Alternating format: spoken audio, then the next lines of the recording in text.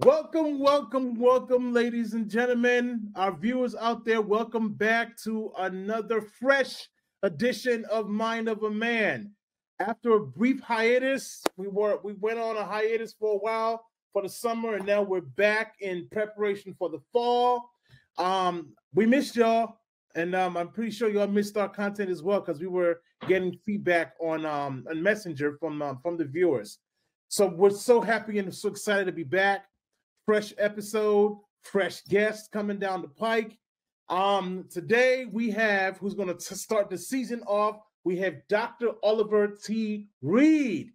Dr. Oliver Reid, welcome to the show. Welcome to Mind of a Man. What's going on, fellas? I'm so excited to be on, man. Glad to be here. Happy that you joined us today. I looked you up, did my research, looked you up, and man, you've been working, brother. Is international multi-bestselling and award-winning author, motivational speaker, founder and president of I Am Solution Consulting Firm, a human development organization providing specialized relationship, business consulting, counseling, coaching services known as the Writing Coach. I might learn a thing or two from you today. So I'm just really excited. And you know what? I already talked about half of your bio here. Might as well go ahead and finish the rest for us. So go ahead, Dr. Reid. Give us some more. Tell us more about yourself. Well, definitely. I help entrepreneurs, speakers, and coaches, write out their stories about what they already do. And so I help entrepreneurs using my 4-step note writing system. Well, you've heard it before, fellas, where there was a negative connotation when people say that person's really milking it, right? But I really want us to really milk our story. Shouldn't you be milking your story? What God has shown you, what you've been through in your life, what your lessons were, and how you come out the other side. So I really help entrepreneurs write about what they already do, or speakers write about what they already do, or coaches write about what they already do well. So I've done that and been able to do that on full confidence. And the reason why I can keep doing that and write so many books is because I have so much content. I have so much trauma, things that I still deal with, so much things that I'm mastering and still mastering and trying to get through. So I always say it's very therapeutic, especially as men, to be able to write about our encounters in life and leave that legacy to our children's children. Well, again, welcome to the show. James, is there something you want to add to before we get settled? You know what? Today, I opened it up. Today, the general is going to run point. Today. All right, let's go. Let's go. Welcome, Dr. Reid. I'm Elder Jones. I tell you, I read your bio. Pretty exciting. I always say that that uniqueness that you have as a coach. I remember I read a lot of books, and one of the things they always say is you, as a coach, you have to find your uniqueness. Tell us, how did you find your uniqueness as a coach? Let's look at from a coach point of view, because I know you have other plethora of skill sets, but when you talked about writing and then you have the card game, how did you figure out when you went into coaching, what made you go into coaching, and then what made you pivot to writing? Definitely. Well, how I got into coaching is it took me 10 years to write my first book, first of all, because I'm from Charlotte, from the South, and in the South we had this urban term called fitna, right? So it was basically like we were always fitting to do something. So for 10 years I was fitting to write a book, getting ready to do it. And then when I finally got the courage to kind of write the book, I was kind of, really, for lack of a better term, pushed around, jerked around. A lot of people made empty promises. I can help you write a book. I can do this. And I paid a lot of cash and realized I was still stuck. My book was up for a year, for example, and I didn't get any royalties from it. It was poor editing. I had to really rewrite the book, get it redone. And then I said to myself, man, I said to God, if you help me get through this particular point in my life, I'll help somebody else. So I stumbled in being a coach. I didn't set out to say I was going to be a coach. Writing has always been my thing. So I was always writing therapeutically. And so that's how I stumbled in being a coach, because I said, hey, can I become or should I become what I needed in the beginning? So that's a tip for any entrepreneur or speaker coach out there to really talk about is become the answer to the problem you face. Simple. Right. If you can Right. become the answer to the problem you face, you have a passion for it because you've been through it. Right. And did you find it difficult to know or understand your purpose, or was it harder trying to figure out your vision? Yeah. Oh, that's a good question. I think it was easy to find out my vision because I've always been blessed in seeing things beyond where I was. I would dream my imagination. I grew up in the hood in the inner city project, being rejected by my father. I would dream. I would isolate myself into imagine. Some people will say it's a prophetic gift, but I always could see myself somewhere else. Right. But I walked around for years and still discovering what my purpose is. My purpose is what your end result of an exhausted destiny, right? So I like to say your purpose is when your destiny and your purpose marry each other. I call that the fulfillment of time. That's when you can't miss. That's when you know, even if you're going the wrong way on the wrong bus, you'll end up in the right direction. Right? It's like you can't miss. And so that season of my life came with a lot of trial and error. I could see, but the purpose was becoming what I saw, and then being able to embrace it, build capacity. It's a different thing to have the blueprints than to go out there and then nail, dig the ditch, clear the land. So I think that purpose was harder for me than the vision. I could always vision. Once I got rid of this, and I got to say this, once I got rid of what people envisioned of me, right? Because envision will mess you up. That's when people say, "Hey, you should be this, you should be that, you should do that. You got a head like your daddy. You should be like you got, you can sing like your mama, whatever it is." When I got rid of all of that, right, then I think I started seeing my vision, and my vision led to my purpose of just being. Yeah, Do you I know? found that. Go ahead, Tobie. I'm sorry. Do you know that moment? Because all of us have moments. Do you know that moment when it says, "Okay, this is my purpose now. I know why I'm here, and God put me in this position." Do you know? Because we all know, we all have moments in our lives where, okay, you have remember back in the day, Oprah used to say that aha moment? Yeah. Like, aha. When was your aha moment? Yeah, my aha moment was 1995 on Christmas Day when I attempted to take my own life. That was my aha moment because I was so busy imploding. I was so angry, so rejected, abused by my stepfather, rejected by my father. Finding myself a freshman in college, didn't know what depression was, but battling depression. And coming out the other side, this show won't allow me to tell everything, but I was sitting in the psychiatric ward after being told that I was now a ward of the state. I thought, okay, I'm just having this breakdown. I'm okay. I'll feel better. Lost my position with God. I'll restore. And then I remember the doctor saying to me, "Hey, Mr. Reid, you're now a ward of the state." I'm 19, not understanding what that ward of the state meant. And what that meant was that you can go willingly with us, or we got these orderlies that will sedate you. You got to go for a psychological evaluation. And I remember that day like it was yesterday. The powerful moment was everybody. My mom was a pastor. Everybody had left their families on Christmas Day, and they were sitting in an adjacent room, praying for me. Can you imagine? People left their families Christmas Day. They were praying for me on the other side while I was being evaluated to see was I going to be admitted or was I going to be released. Well, praise God, I was released. But it was that moment that I had to say to myself, there's something great that the enemy wants me to self-destruct and to kill myself for. There's something powerful that I had a failed suicide attempt because somebody could have actually found me dead. So the greater purpose was me just enduring it. And I realized that moment, it wasn't about winning. It was about enduring. Because if you can endure, you can win. And so when I started to realize that powerful moment, it defined my purpose. I was here on this planet to do something great, to impact the nation, to do something great while I'm still here.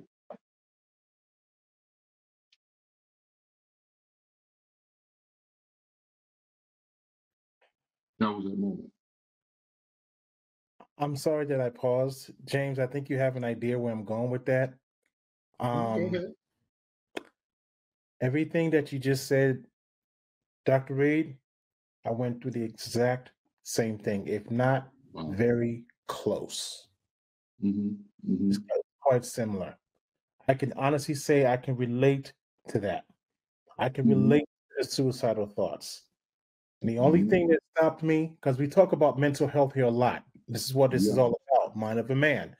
We've talked about mental health a lot, and we always try to end the show by reaching out to people, telling the viewers, please hug someone you haven't seen. Please hug someone that you have not heard from. Reach out to them. Just hug them. Hug somebody.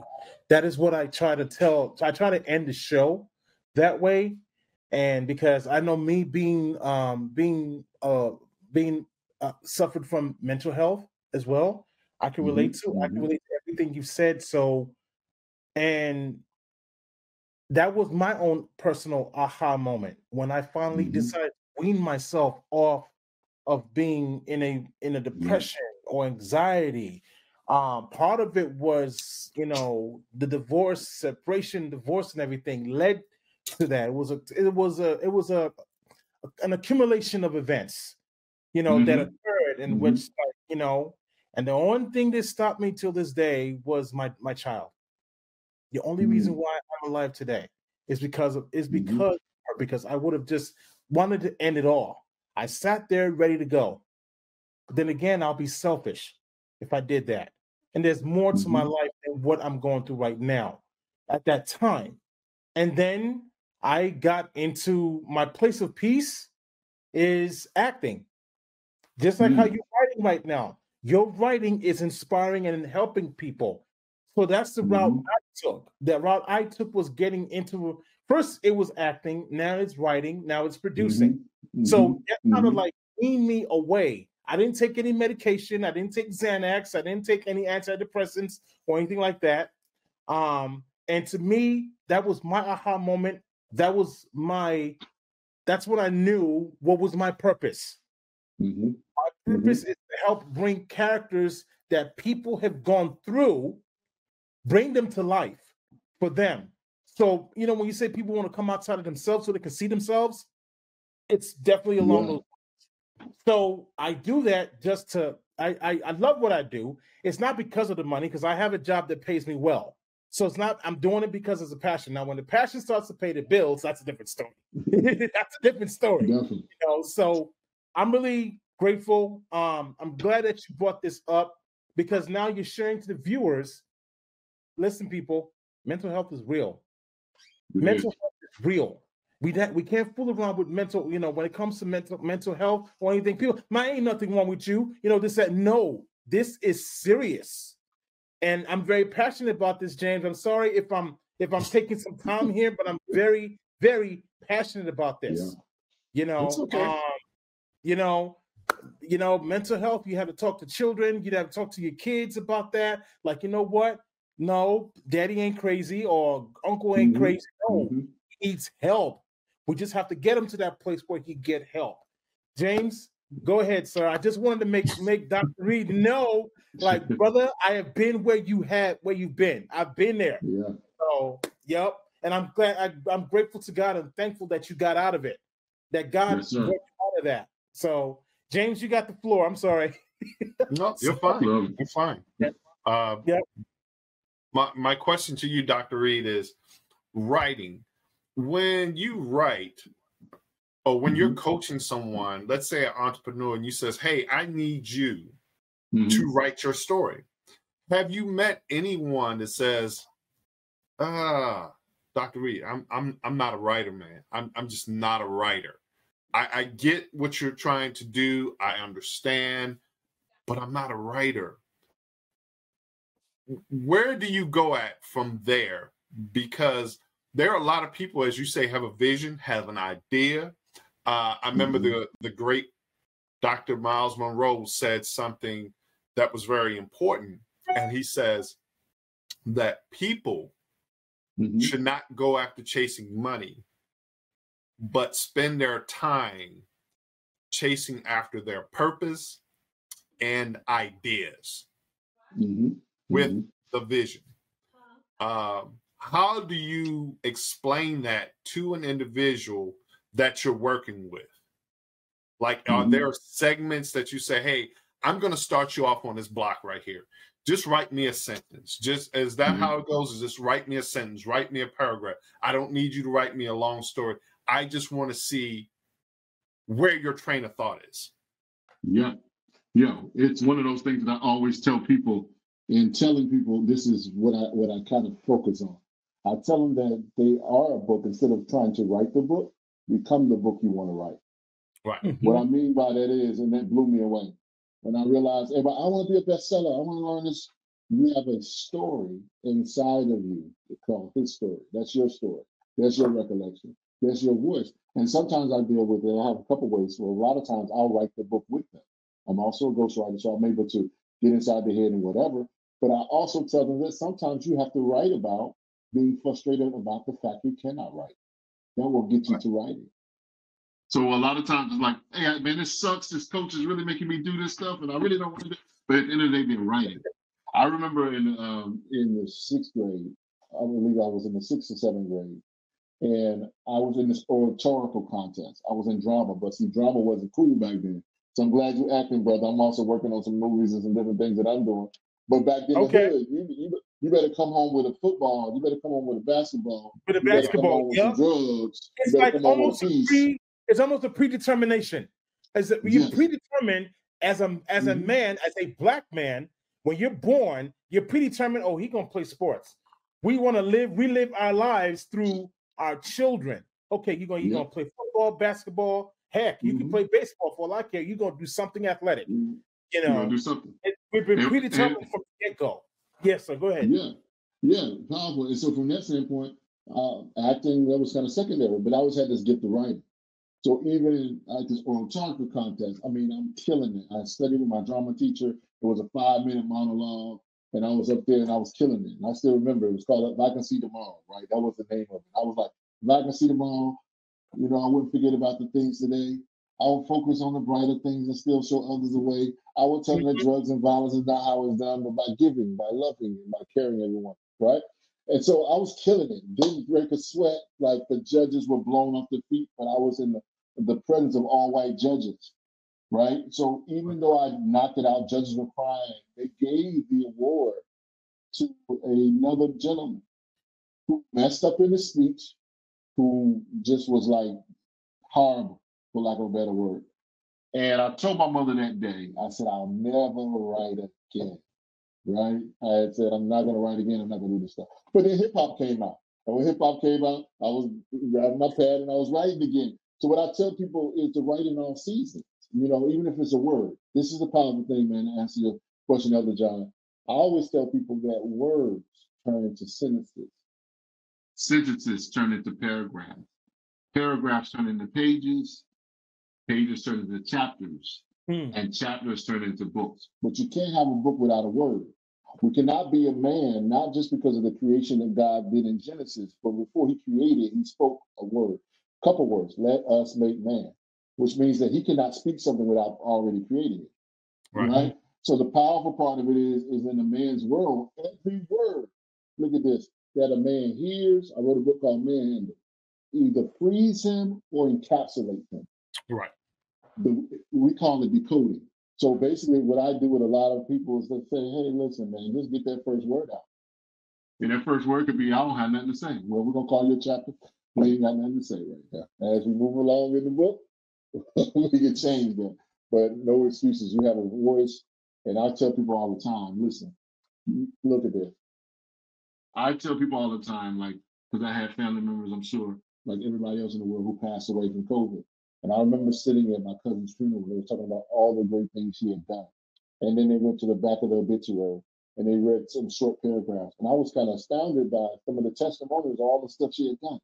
And then it hit me. I said, I would rather write my story while I'm alive than to skim over the highlights when I'm dead.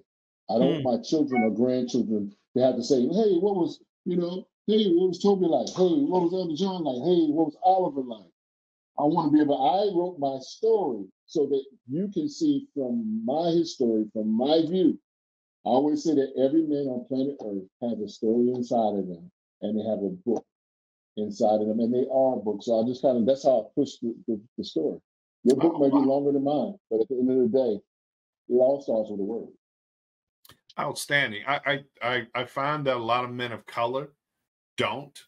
I remember we were giving an assignment in one of my a church where a professor came and he said, this is what I want you to do. I want you to go home. When I see you next week, I need you to write an obituary. Now it can be about you, it can be about your wife, it can be about one of your children, or it can be about someone you passed away. But he said, I need you to write an obituary. The reason why I want you to write an obituary is so you can understand what it's like to sit there and ponder on someone's life and such a short bit of time that you have to speak on a life that lived so long, which I thought was great, but it was confusing because I wrote mine on my granddaughter who passed away, my first grandchild that ever passed away. And so I wrote this from my perspective. But when we talk about us as humans and us men who are men of color, our complexity of our thinking pattern, I truly believe is under siege. It's being attacked because it starts when we're young. But I tell my youth department this. I said, parents, stop telling them what they can't be. And I tell the young children, don't be around dream killers. Dream killers will drain you dry. And the enemy is more susceptible in your own family than it is anywhere else. Because that's how he sets the plan up. I need to get to you early as possible, because if you ever find out who you are, you're going to be so strong that you're going to affect other people. I can't allow you to affect other people. So I always tell people, especially if I'm teaching younger ministers or whatever, and I just tell them, it's like, we all got our trials and tests, but you best believe that enemy just didn't start now. It didn't start when you was in college. It didn't start when you was in elementary school. Let me tell you, that joker started generations ago. It hooks you up in the mix with your parents who did not get married, and both of them wanted to have a good time, and then you become that product. Now, your answer to that situation will be what you choose it to be. But in the end, I said that I wrote that. It was kind of, I wouldn't say necessarily it was tough, because I think the only reason why it was not tough, to be honest with you, Dr. Reid, was because I was a chaplain in a hospital and a trauma 1 level. And you see all kinds of things. They do have mental health inside of hospitals too, where they actually lock you down. I never knew that until I worked there. But let's go to the brighter things. Writing. That is something I was not gifted at. Nevertheless, the grammar part. Now, if you put me in the science and the math, I'm all game for you. If you put me in history, I'm all the way there. You set me down in English class with that grammar, oh man, you taking the 2x4 to me. I've never seen so much red in my life, Tobie. I'm talking about red. I'm talking about red to let me tell you, man. That red was so red. Look, that's that one that, you know how you used to get your papers back? And your teacher was glad that they turned it over and it wasn't faced up. You didn't even look at it. You just hurried up and put it in your book bag. Your teacher gutted it. And you wouldn't look at it until you got out of school, because you know people be looking at you, seeing what you're looking at. So I wouldn't look at mine until I got home, and I would not dare share it with my parents. I was like, oh, I see this. I ain't going outside for a week. I'm going to be reading all types of books. I'm going to be in big trouble. But yes, Dr. Reid, I am proud of you, because there are not I don't see a whole lot of male authors. I do, but then I don't, especially when it comes to males of color. And then most of the writers, especially, I read a lot, so most of those writers are not people like me and you. So their stories are going to be totally different than mine. And so I'm trying to relate to a story. Even my entrepreneurs, you know, when we talk about entrepreneurs, they're taking a chance, you know, and a lot of them will not make it. And that to you, whenever you had a coaching session with someone that you spent a lot of time with, tell me that person who said that, or they wasn't successful as where they wanted to go. What do you do with that, Dr. Reid? Yeah. One of the things I do, you know, is, and I've ghostwritten from pastors down to NBA, to Major League Baseball players, to barbers, to any particular trade. And they all come at different levels. And I always tell them this particular analogy that I'm going to say right now. It's ironic, but also fatal. How many people die changing lanes? We drive down the road, and if you look at those lanes, sometimes how close it is on the highway, just inches, right? There's inches when we feel like we are comparing ourselves to somebody else, like we're late, we have to cut somebody off. And so I start off with telling them, you're not late. There's no need for you to rush, right? I'm reading a book right now, and we're listening to a book right now with T.D. Jakes, right? He has a book called Disruptive Thinking.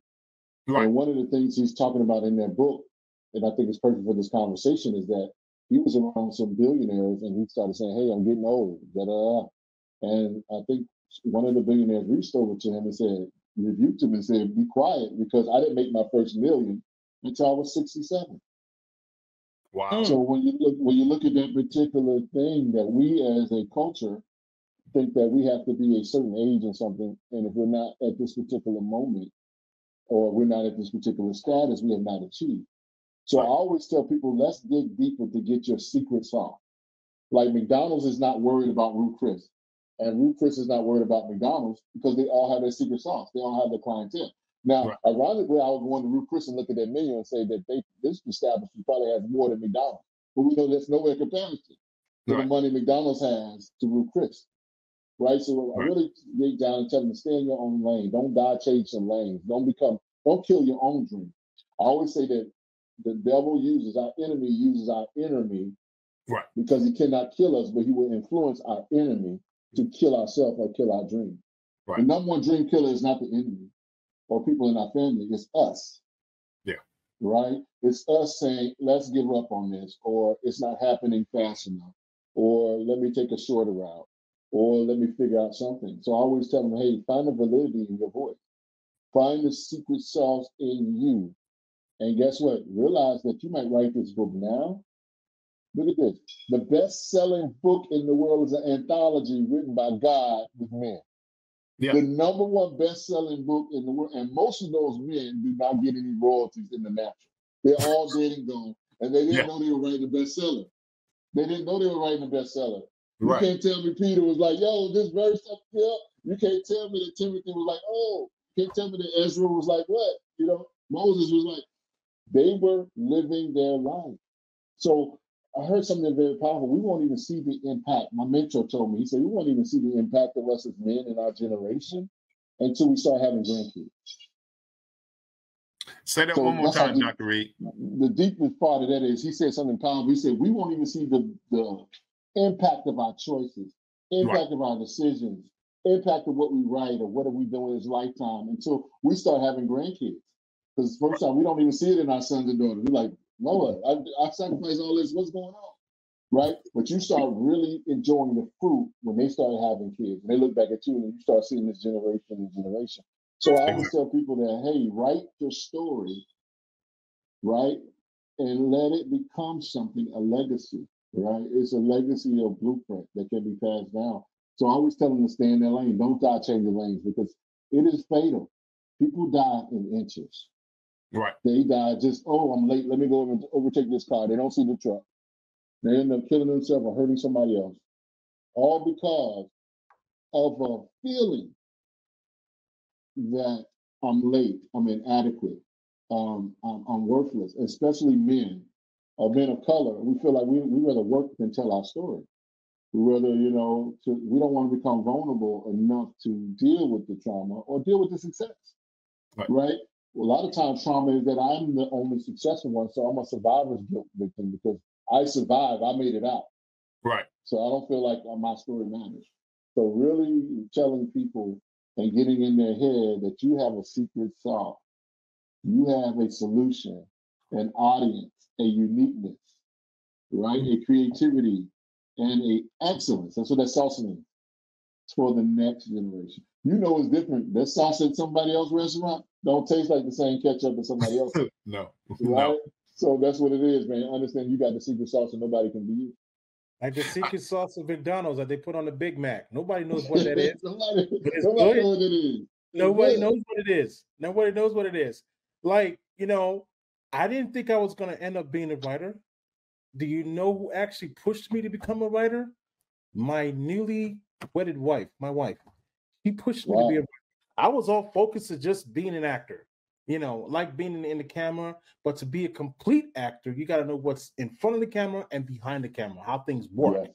So that's what makes you a complete actor. You just can't be in front of a camera and act. The great ones, Russell Crowe, Denzel Washington, those cats know behind the camera. Now they have producer to their names. She pushed me out there. I was terrified. I don't know how to write. I don't know, and then I had an aha moment. Okay, let's just talk about a story, just a story. And then whatever story comes to your head, you put it down and you make it make sense. If you can make it make sense, ladies and gentlemen, you got yourself a story. And after the story, you got yourself a thesis. Once you have a thesis, you have a synopsis. When you have a synopsis, then you have a screenplay. From a screenplay, you got yourself a movie. So it's like I had to train myself how to be not just an actor now, but a writer. Now I'm writing treatments for people. I'm writing synopsis for people for them to create their own story. I'm creating that for them now, and I'm like, wow.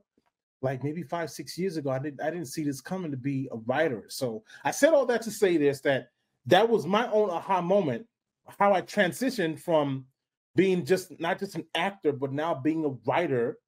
And then from there, being a producer.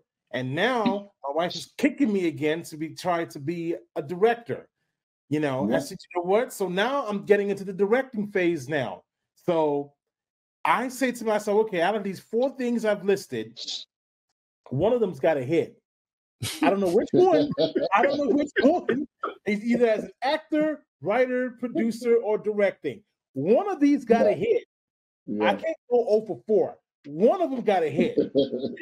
So I applaud you, Dr. Reid. I applaud you. I learned a thing or two from you today, and I'm still learning. Like my dad always say, God bless his soul. My father say, pay attention, you learn something. When you pay attention, you learn something. Always remember that. My dad's Nigerian. Remember that when you pay attention, you learn something. I'm like, yes, Dad, I know. So listen, open your ears, my friend. Open your ears. Yeah. So that's man. So tell us now that you put it out there. So you put something out there earlier, which has now triggered a question for me. Do you plan on converting your writings into real life productions, like stage plays or films or short films or whatnot? Do you plan on doing that at some point, or have you started looking into that? I started. I've been in a 2-year process, and as you know, you can appreciate this. And Elder John, you can appreciate this too, because I am 100%, 110% a writer. I am not an editor. That's the difference. That's the grammatics. That's the whole thing. So I am a writer. I tell people when I work with them, I am a writer to the heart. Like, don't expect this to come out right. If you watch some of my social media posts, you're going to see typos. But guess what? You're going to see those typos, but you're going to see content, right? And so at the end of the day, while y'all are looking at all the errors, I'm still moving forward, right? I'm still moving forward and doing things right. But the power thing, I've been working 2 years about a film on my life, and it's really dope. So a friend of mine who's a producer, who produced some major films, his name is Darius Rest, shout out to him. He's been working on my screenplay. I've been learning screenplay. It's a total different than writing books than turning those into 110 cards to be put on the screen, right? Scenes. But I'm working on that, and that's one of my biggest goals, to master that, the writing, director, all of that, because that was really a part of me when I was sharing earlier about the drama. That's where it all started, my love for theater. I love live theater. I love to go see plays. I love to go see musicals. I love to go see mystery theaters, whatever it is.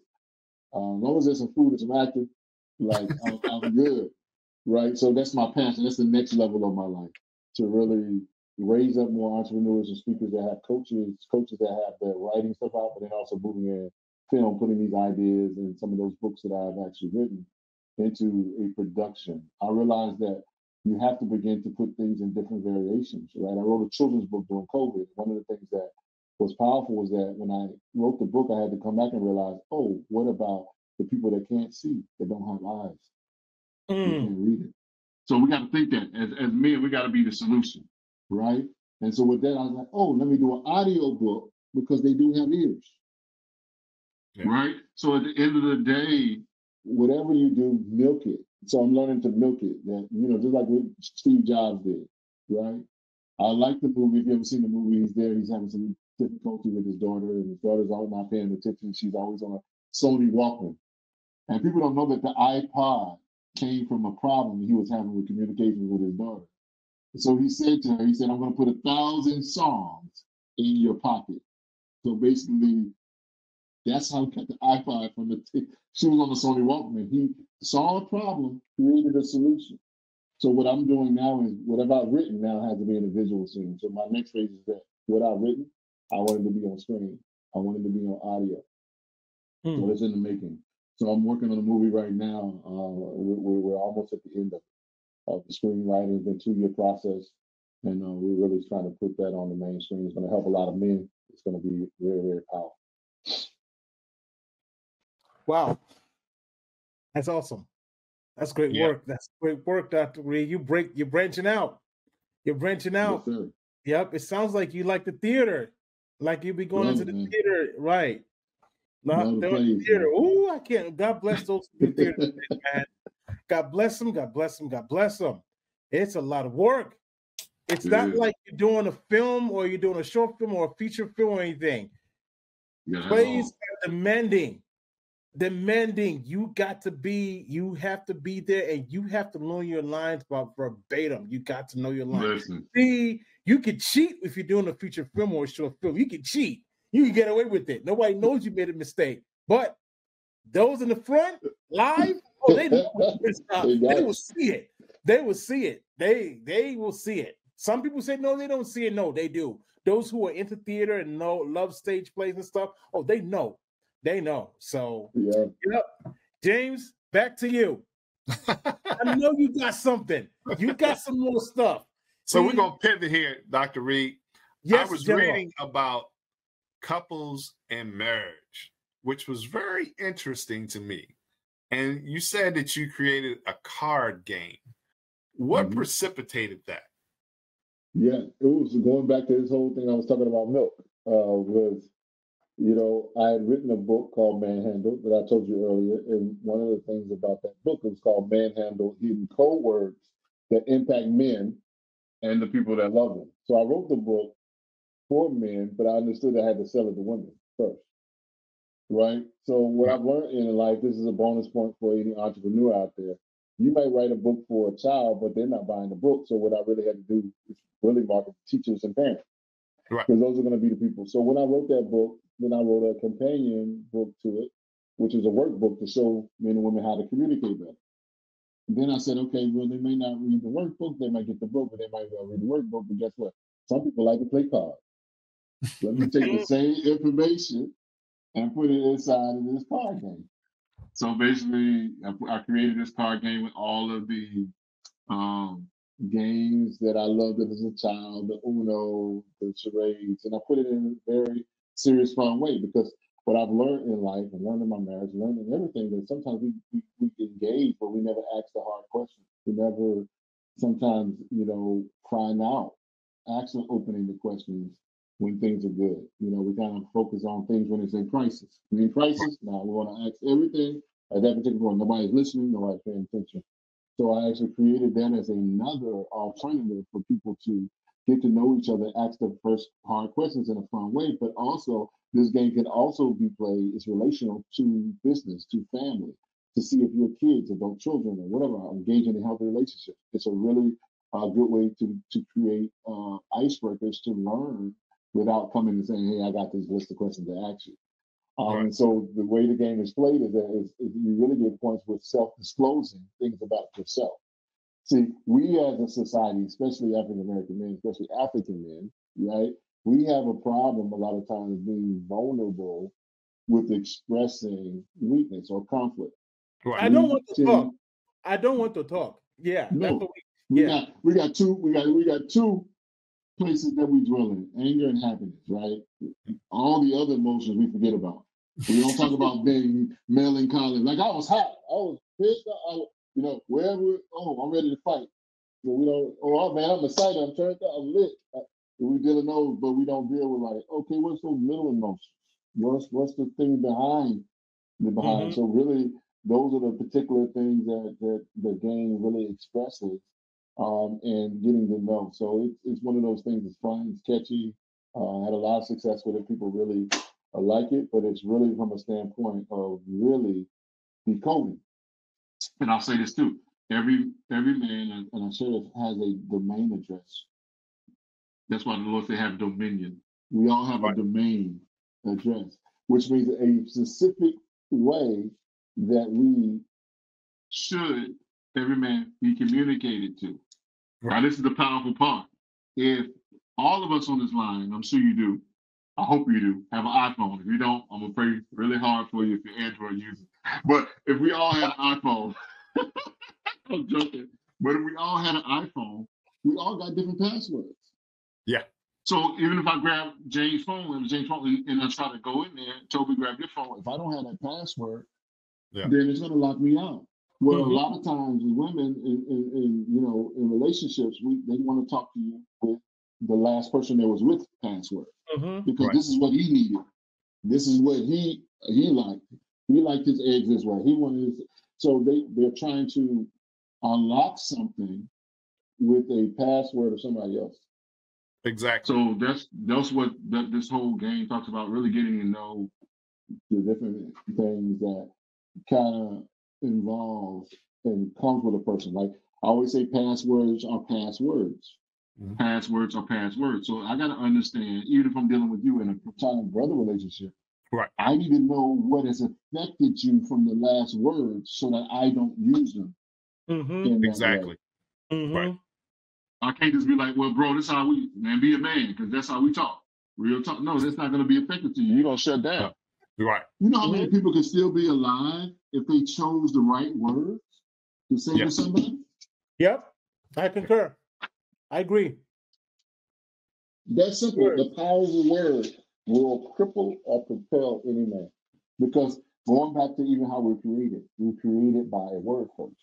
Some people talk about the creation of the physical, but it was the word. And then you see when the woman got pulled out of man, if you look at Genesis, it still was a word first. Come, let us make, it's not good for him to be alone. Words always precede creation. And if we understand that, if we start to speak our words and build each other and be able to tweak those words and develop healthy relationships. So that's what the whole concept around the game is. Yeah. Outstanding. Yeah, because I was kind of looking at, I was like, wow, okay, he did couples and singles and he's doing this card game, and I want it to be intriguing because I think there, as much communication we have, we really have a lack of it, especially when it comes to one-on-one trying to communicate. Back, I believe in my time, Tobie, you might be a little younger, where people used to sit at the table and hold a conversation. There was no phone. Now you can get a waitress who will tell you, it's like, hey, you have a phone call at the front desk. Oh, that's you're telling on your age. Oh, James, you're telling on your age. Oh my God, I remember that. If you need to talk to me, you had to be somebody prominent though. You had to be in the right restaurant in order for that to happen. Yeah, but I remember those times. I used to tell my daughter, I was like, you know why I like the pager? Because if I looked at a number and I didn't want to call it back or I didn't know it, I didn't have to be bothered. I said, now that we got a cell phone, you can track me. Yeah. You can track me and see where I'm at, kind of see what I'm doing. I got one of those. Yep. And I don't like that. Because I remember my son was watching, that show called The Game of Thrones? He said, Dad, I got trust issues. So when your own family do that, I got trust issues. So it leads me down that road to say I appreciate about what you've done. That I knew the information, I've heard the information. I think one of the things that I see now in society and with everyday brothers and sisters, even in the body of Christ, it's that I heard someone best say it like this: I need a therapist for my past and I need a life coach for my future. And they actually need a coach. whether they want to pay him or not is a whole nother story, him or she. But they need a coach and they want somebody to come beside them that's not judgmental, that cares enough about them for them to be successful where they're trying to go. And I see it constantly.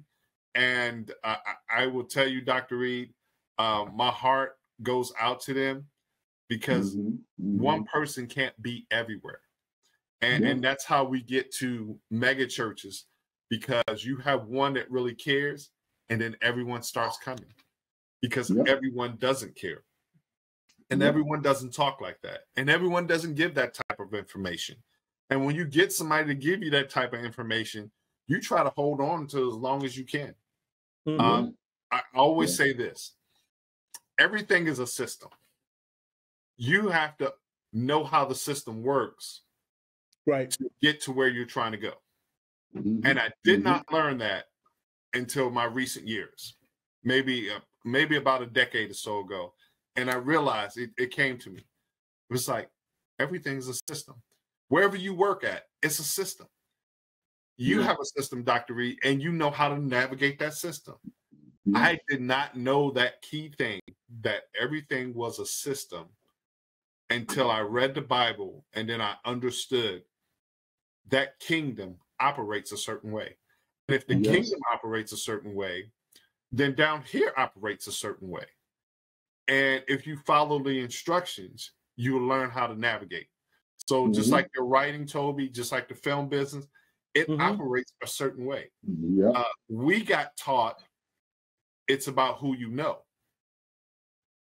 But that's not the fact. It's how the system works. And if you learn the system, you know how to navigate it. Everybody and everything is not going to work out great for you. But if you know that system, you know where to go to get what you need. I did not know that, Dr. Reid. I did not learn that until about a decade ago. And I was like, wow. It changed how I view everything. I was like, that's good. I was like, wow. Okay. So I work inside, let's say, a school district. Once I got in, there are certain things I needed to know to how to navigate that. Or when I go to college, that college operates a certain way. And I was like, oh, okay.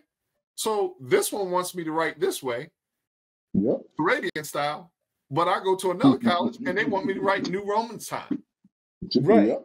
But I can still find the same information in different places and still format it the right way to get what I want. But everything that I've learned now, I was like, I have been spinning my wheels this whole time. But that's all I had to do was get somebody like you, Dr. Reid, that says, once you know the system, you know how to navigate. You got the hunger, but once you know it, you're like, oh, okay, I know what I want. I just didn't know how to go about getting it. But once you know how to get it, it becomes easier. So much easier. I think this is what they call, Tobie, in Judeo-ethical Christian circles, vision. Because now I see what I want. Now I know how to get what I need. You understood the mission. I understood it. Yeah. And it became so much easier because, Dr. Reid, if I had somebody like you 20 years ago, you know the old saying, man, I'd have been off and running. But you know what? I heard TD Jake say this, Bishop Jake say this. He says, when he was in West Virginia, and he asked God, why couldn't you give me this big thing at first? He said, I had to prepare you because there are some trials and some tests that you needed to learn here before you got there. Because if I gave you that, it would have destroyed you. It'll took you down, and you wouldn't be able to function no more. In addition, I understood you won't know the value. You won't know the value of it. You won't know or appreciate the value. I wasn't mature. I would say this. I really wasn't mature enough to handle that situation. I can live. Yeah, that's what I would say, because you can be ignorant, and what I mean by that is not having enough information. People think when someone says that you're ignorant, a lot of times they're talking like you're stupid. No, it's you don't have enough information to make the right decision. So then you end up making a decision prematurely that's more costly. And a lot of times that's what happened to me, because I was such in a hurry thinking I got to make this decision now instead of getting more information or going to seek somebody who was more wise in that area, because I didn't want people in my business, which could have saved me a whole lot of heartache and pain. Yeah. So that's where I was at, Tobie. And for you being hungry as the stand-up comedian or the actor / director / producer / writer, someone once told me, he said, imagine every book that's out there and then get the top 10 writers in that area. And then they said, read a book every week or at least once a month until you read the whole top 10, right? Percent of that subject. Then you will know what the top 1% of that field knows now. And you can hold any conversation and go anywhere, because now you know what they know. Because they're writing, they can only write. I had to learn that you can only write what you know. Now you can write fiction, but still there's some rules that go with that. You can only write what you really know. And that becomes hard, because then you see some truthfulness come out. As you say, Dr. Reid, it starts showing you who that individual is. And when you talk about writing, I can only write what I know. I can't write what Dr. Reid knows, because I don't know what he knows. I can't even I can't even start copying what you know, because then I'll still be lost. But Dr. Reid, finish us up. What would you like for us to know? Because I think me and Tobie has been queuing off of your sayings here this past hour, and I want to know, what would Dr. Reid want everyone to know? Yeah, one of the things that, man, it's been a great conversation with you guys is, I really want people to know that you're not what you touched or what has touched you, but you are imprinted by what you hold on to. I'll say it again. What you hold on to leaves an imprint. What you're grabbing a hold to and not letting go of is not you, but it will imprint you, right? But all you have to do is simply let go. If you hold a quarter in your hand for 15, 20 minutes, it'll start feeling like it's a part of you. It starts to try to gel and leave a mark. But we know in actuality, the quarter is not you. It's something that you're holding. What are you holding that you can release is where I really want to challenge people that catch this. You know, and one of the ways I release it is in writing. It is in communicating. It is in speaking. It is in teaching. It is in pouring out.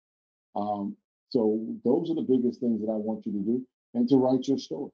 I challenge every man that will watch this. Your story is not irrelevant. It is not a duplicate of somebody else. It is not, oh, you're just making more, noise than you need to make. I want to talk to men who are screaming with their mouth closed. And maybe you can't articulate it with your voice, but you can articulate it with your writing. Right. One of the things I'm working on too is a therapeutic writing initiative with me and a licensed clinical counselor, myself, I'm a counselor as well, but just from the standpoint of working with people. You'd be surprised I work with the greatest men, people who played in legendary games with some of the greatest athletes. And when we got to their story, they started to talk about how they were molested, how they never told anybody. And we would be on the call just as brothers crying. I mean, you have achieved 1% status, NBA, right? NFL, but you never got to tell your real story. And they really began to do that. So your voice really matters. I want to challenge people to come together. Like I said, one of the things I'm going to be doing in Atlanta, September 29th through the 30th, is I'm going to be I'm calling 300 men. You'll appreciate this, Tobie. 300 men, like 300 will get in.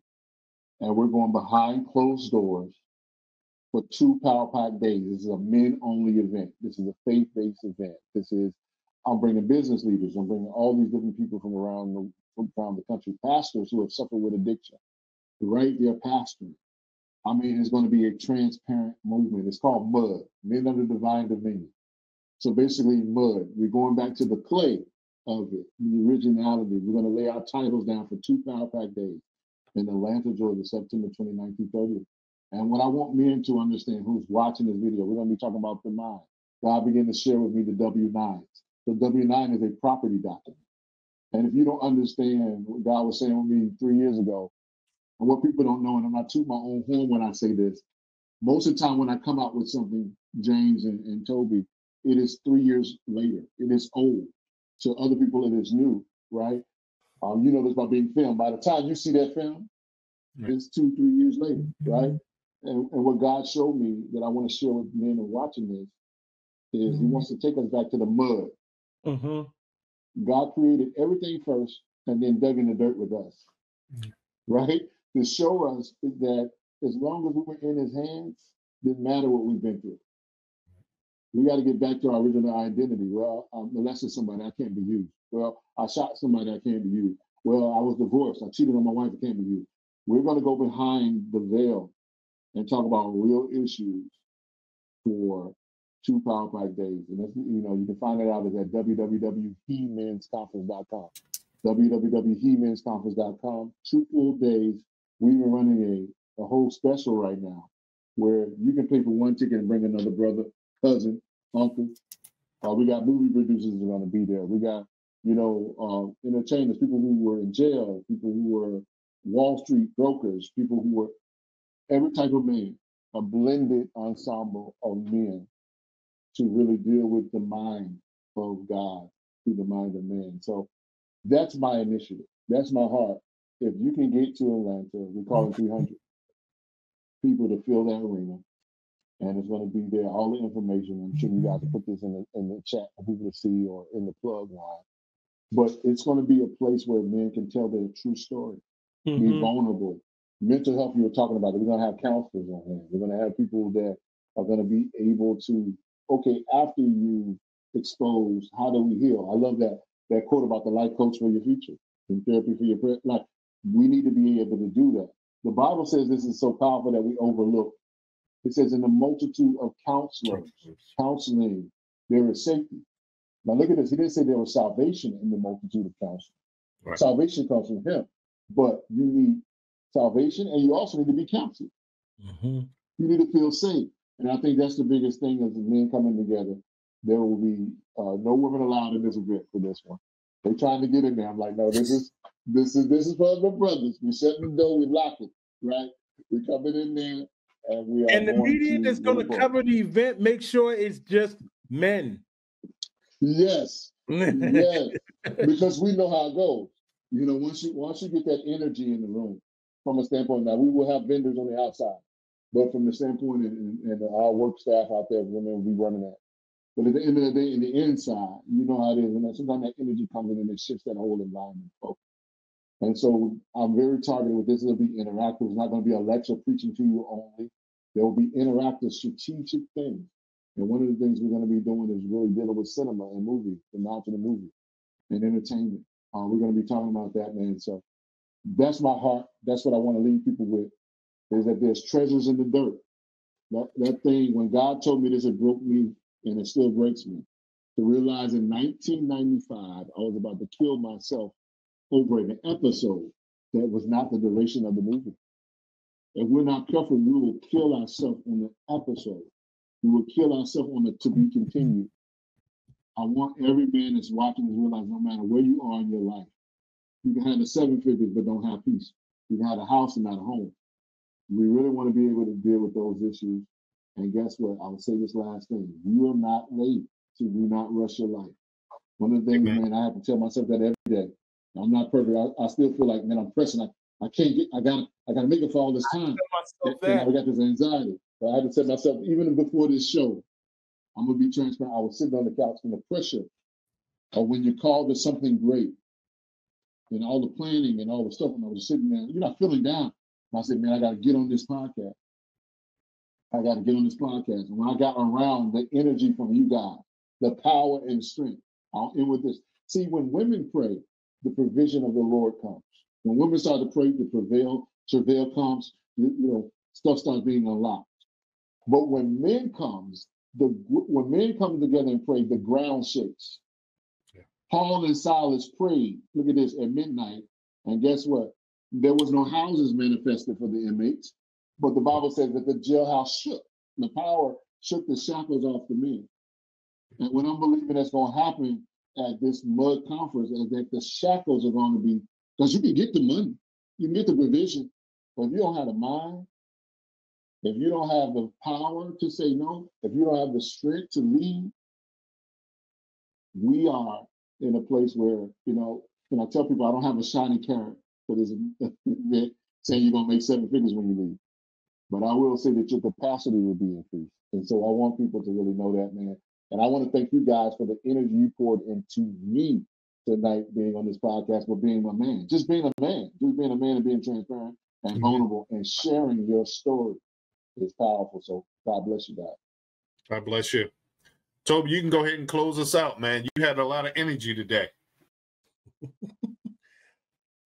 Ladies and gentlemen, guys, men, women, children out there, I want to thank you all for joining us today.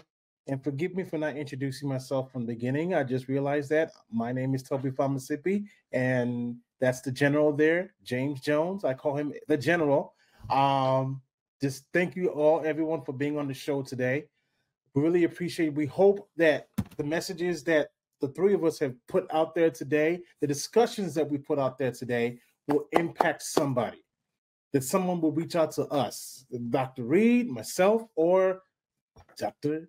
James Jones. I called him your doctor. I just did that. James Jones, the general. Yep. I receive, man. Yeah, I receive. Yeah. So I want to thank everyone again for coming up out here today. As you all know, mental health is very important to me, and I'm gonna end the show like this. But before I go any further, Dr. Reid, at some point down the line, will you come back for an encore? Definitely. Anytime. Let me know, fellas. I'm here. Okay. I'll be honored. We're gonna hold you to it. So because we're definitely gonna get some feedback from this show. And I wanted to put it out there if we can bring you back just in case. The feedback is building and building and building. So again, wanted to thank everyone, and please reach out to someone, hug someone, tell them you love them, because tomorrow's not promised to anyone. Reach out to someone you haven't heard from in a while, and just check in, just to say hello, brother, sis, sister. Are you good? You good. Whatever it is, let's talk about it. I always tell my kids, hey, If there's something bothering you, let's talk about it. Even if it don't make no sense, at least put it out there. We'll figure it out together. We'll figure it out. Okay. And it works. It works. My book. Just let's talk about it. If it doesn't, baby, if it doesn't make sense right now, it's going to make sense down the line. Let's just figure it out. You are not alone. Just reach out to someone, hug someone, tell them you are not alone. Okay. And I'm going to end it that way. And guys, again, thank you so much, Dr. Reid and James. Thank you so much. We came back stronger than ever today. We started a brand new season. So stronger than ever today. Thanks, Tobie. Thanks, Dr. Reid. You were a light, definitely on the show. We enjoyed you. You had words of wisdom. I always like to, especially when coaches with so much plethora of information come on. People need that. I will tell you from me to you, blessings to you and your family. I will tell you that there's nothing like getting fed. I always tell people, if you feed your body 3 times, you need to feed your spiritual man 3 times a day. We lack that. Most of us running on empty. Everybody else, I think they're on starvation for their spiritual man or bulimic or whatever they are. They really need to build that up. I will leave you with this. There used to be a saying back in the 70s and 80s. A mind is a terrible thing to waste. And that is one of the most underestimated weapons you will ever have in your entire life. It's not a gun, not a nuclear weapon. It is your mind. And when you talk about Romans 12:2, that is literally, to me, the foundation of your faith. Not just Jesus, because we know that, and he's our intercessor. He's in the kingdom. But in order for me to get to Jesus, please let me keep my right mind. That spirit of Ruach HaKodesh can reach. But I thank you. I appreciate you, Dr. Reid. Keep up the awesome work. Tobie, keep it up, brother. Hold on to your faith. You too. Have an awesome week, gentlemen. And as I like to have on my little tab or piece of paper I have, don't think that you are, know that you are. Know that you are. Yes. Don't think that you are, know that you are. That you are. And walk in. Amen. Blessings to y'all, my brothers. Until we meet again, take care. Thanks, Dr. Reid. We appreciate you. Blessings to you.